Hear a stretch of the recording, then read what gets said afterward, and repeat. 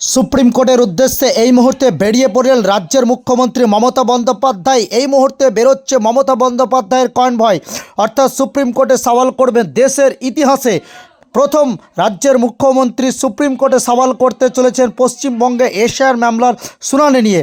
আজ আইনের পোশাকে রাজ্যের মুখ্যমন্ত্রী, এই মুহূর্তে মুখ্যমন্ত্রী কনভয় বেরোলো সুপ্রিম কোর্টের উদ্দেশ্যে।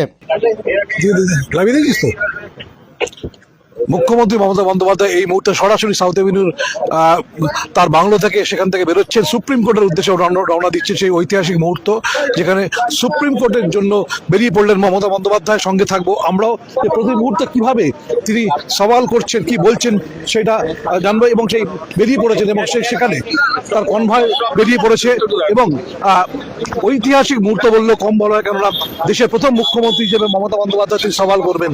দেখার বিষয় যে তিনি কালো গাউন পরে সেখানে দাঁড়াচ্ছেন না, সাধারণ নাগরিক হিসেবে দাঁড়াচ্ছেন সেইটা। ফলে আমরা সে তার কনভয়ের পেছনেই আমরা সঙ্গে সঙ্গে যাবো, যে এখানে কি বলছেন তিনি, কিভাবে বলছেন সেটা জানা থাকবে। ফলে দেখতেই পাচ্ছি সেই কনভয়ে আমরা এই মুহূর্তে শুরু করব। বেরিয়ে পড়েছেন মুখ্যমন্ত্রী মমতা বন্দ্যোপাধ্যায়। চল যেখানে